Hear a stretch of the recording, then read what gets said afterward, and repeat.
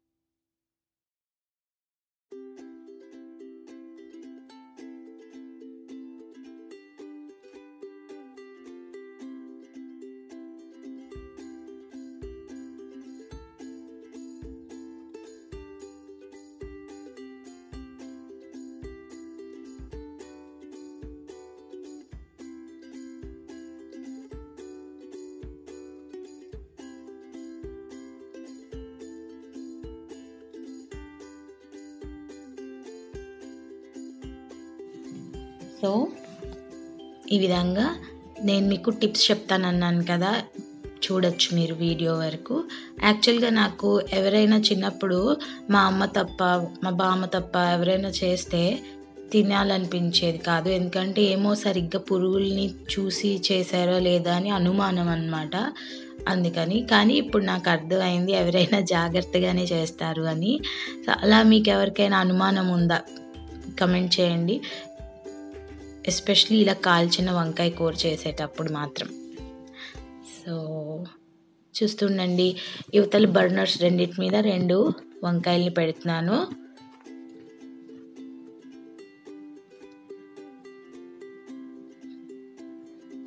మీరు ఏ స్టైల్లో చేస్తారో చెప్పండి. నేను చేసే స్టైల్‌లో యాజ్ ఇట్ ఈజ్ చేసేవాళ్ళు ఎంతమంది ఉన్నారో కూడా కామెంట్ చేయడం మర్చిపోకండి. వేడి వేడి అన్నంలో వంకాయ రోటి పచ్చడి వేసుకొని తింటూ ఉంటే ఉంటుంది నెయ్యితో, సూపర్‌గా అనిపిస్తుంది. మీలో ఎంతమంది ఫుడ్డీస్ ఉన్నారు నాలాగా ఫుడ్ ఇష్టంగా తినేవాళ్ళు చెప్పొచ్చు. బాగా నిద్ర మత్తుతో ఉన్నాను నేను. చూసారా ఎలా ఉన్నానో? ఏవండి వంట చేసేటప్పుడు ప్రెజెంటేషన్ ఉండాలి అంటే కష్టం కదా, మనం హడావిడిగా ఉంటాం చిన్న బేబీతో ఉన్నప్పుడు. కొంచెం అర్థం చేసుకోండి. మేకప్ వేసుకొని వంటలు చేయలేను కదా. మామూలుగా ఏదైనా chit chat or talk show లాగా మాట్లాడుతున్నప్పుడు మాత్రం నీట్గా ప్రెజెంటబుల్గా కనిపించాలని మాకు కూడా ఉంటుంది. ఎందుకంటే ఈ ప్రపంచం అంతా మమ్మల్ని చూస్తుంది కదా, మాకు కూడా బాగుండాలని అనిపిస్తుంది. సో ఇంకా చెప్పండి, ఏంటి విశేషాలు? ఎలాంటి వ్లాగ్స్ చూడాలనుకుంటున్నారు? ఇంకా ఏం కావాలి మీకు వ్లాగ్స్‌లో చెప్తూ ఉండండి. నేను మ్యాక్సిమం వేరియేషన్‌తోనే చూపిస్తున్నాను. మీకు నచ్చుతున్నాయని నాకు అర్థమవుతున్నాయి. అక్కడక్కడ ఒక్కొక్కసారి అప్లోడ్ చేసిన తర్వాత నాకు కూడా అనిపిస్తుంది లెంత్ ఎక్కువయిందేమో అని. అందుకని మ్యాక్సిమం అన్ని వీడియోస్ అండర్ 15 మినిట్స్‌కి నేను ప్లాన్ చేసుకుంటున్నాను. ఇవి డీటెయిల్డ్‌గా ఈరోజు కుకింగ్‌ని చూపించడానికి కారణం, కొంచెం ఇంట్రెస్ట్‌గా చేసుకోవాలనుకున్న వాళ్ళకి యూజ్ అవుతుందని. చూస్తున్నారు కదా, ఇక్కడ మనకి ఉల్లిపాయలు, పచ్చిమిర్చి చక్కగా మగ్గిపోయాయి. నేను ఇప్పుడు స్టవ్ బంద్ చేశాను. ఆ బర్నర్ మీద వంకాయ పెట్టేసుకుంటున్నానండి. అదిగో తల్లిగడ వచ్చేసింది. సో ఇక్కడ నేను అమాన్ దస్తా అంటాం దీన్ని, ఇండాలియంది ఇది. దీంట్లో చింతపండు, పచ్చిమిర్చి, కొత్తిమీర వేసుకున్నాను. దాన్ని నేను దంచుకుంటున్నాను. నేను అది దంచుతుంటే మా పాప వెనకాల చేరి అమ్మా తై తై తై అనుకుంటూ మాట్లాడుతుంది. బికాజ్ దానికి నేను డాన్స్ అలా నేర్పిస్తూ ఉంటానన్నమాట. క్లాప్తోనో దేనితోనో ట్యాపింగ్ సౌండ్తోనో దానికి అర్థమైపోయింది. ఏంటి నీళ్ళు తీసుకుంటున్నాను అనుకుంటున్నారా? ఇలా పొయ్యి మీద నుంచి తీసిన వెంటనే ఇలా నీళ్ళల్లో పెడితే ఆ వాటర్ చల్లదనానికి తొక్క తొందరగా వస్తుంది, ఫ్లెష్ వదిలేసి.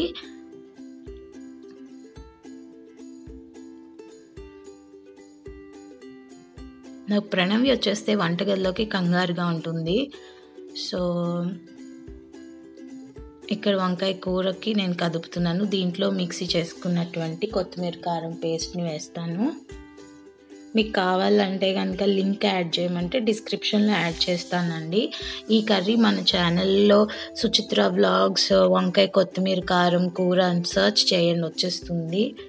డే ఇన్ మై లైఫ్ ప్లేలిస్ట్లో అయినా దొరుకుతుంది మీకు.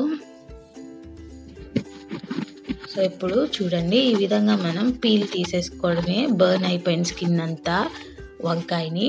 మీకు వంకాయని మనమంటే బ్రింజాల్ అంటాం, ఎగ్ ప్లాంట్ అని కూడా అంటారు, లేదా ఆబజిన్స్ అంటారు. AURBEGINES ఆబజిన్స్ అని అంటారండి. సో కొత్త విషయం తెలుసుకున్నారనుకుంటున్నాను తెలియని వాళ్ళు. ఎగ్ ప్లాంట్ అని ఇప్పుడు అందరికీ తెలిసిపోతుంది. సో చూసారు కదా, ఫోర్క్ యూస్ చేసుకొని ఫ్లెష్ని అంతా కదుపుతూ చూసుకుంటున్నాను ఏమైనా ఉన్నాయా లేదా అని. నాకు కొంచెం గింజ కలర్ చేంజ్ అయినా డౌట్ వచ్చేస్తూ ఉంటుంది, అందుకని చేయి పెట్టకుండా ఈ విధంగా మనం చూడొచ్చు. కావాలంటే మీరు నైఫ్ అయినా యూస్ చేసుకోవచ్చు. ఇదే విధంగా నేను ఆ 3 కాయల గుజ్జు తీసుకున్నాను. ఒక 1.5ది పచ్చడి చేశాను, మిగతాదంతా పులుసుకి కన్వర్ట్ చేసేసుకున్నాను. సో పులుసుకి మనం చింతపండు పులుసుని మామూలుగా రెగ్యులర్గా ఏ విధంగా పులుసులకి తీసుకుంటామో అలాగా చిక్కగా కాకుండా మరి పల్చగా కాకుండా తీసుకోవాలి. తీసుకుని దాంట్లో చక్కగా మనం ఈ కాల్చుకున్న వంకాయ ఏదైతే ఉందో అదంతా కూడా మిక్స్ చేసుకుని వేయాలండి. చేత్తోనే మీరు అది చేస్తే బాగా వస్తుంది గుజ్జులాగా, లేదా ఒక విస్కర్ యూస్ చేసైనా చేయొచ్చు. కానీ చేత్తో చేసినంత బాగా రాదు, తీగలుగా వచ్చేస్తుంది.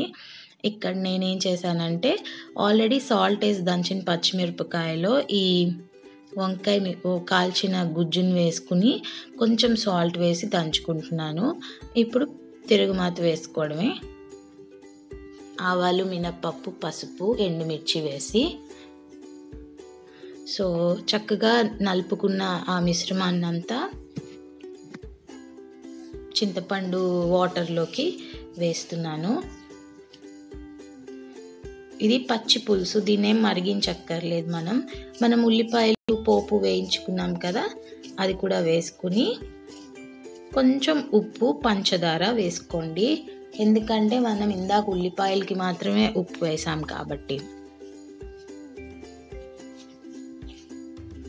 యాక్చువల్లీ పచ్చి పులుసు దిబ్బ రొట్టెతో ఉప్పుడు పిండితో తింటే బాగుంటుంది. చేసుకున్న వెంటనే కంటే సాయంత్రానికి అంటే కొంచెం సేపు అయ్యాక మనకి చాలా టేస్టీగా ఉంటుంది.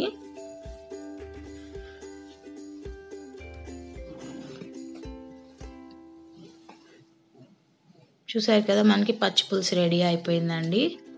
మీకు కావాలంటే గంట జారుగా పల్చగా కావాలంటే కొంచెం చింతపండు పులుసుని లూజ్ చేసుకోవచ్చు. ఇక్కడ 1/2 టేబుల్ స్పూన్ షుగర్ వేసిన, బెల్లం అయినా యాడ్ చేసుకోండి. నాకు చేతికి అందుబాటులో ఇవాళ షుగర్ ఉంది, నేను అందుకని షుగర్ తీసుకున్నా. మళ్ళీ బెల్లం అంటే మెల్ట్ అవ్వడానికి టైం పడుతుంది.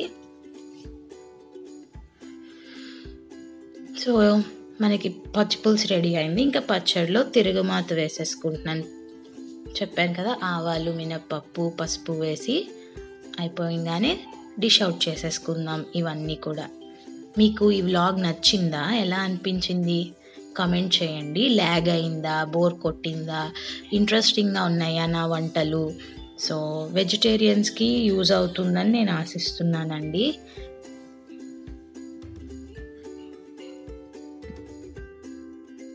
సో పచ్చళ్ళలో పోపు వేసుకున్నాక డిష్ అవుట్ చేసేసుకున్నాను.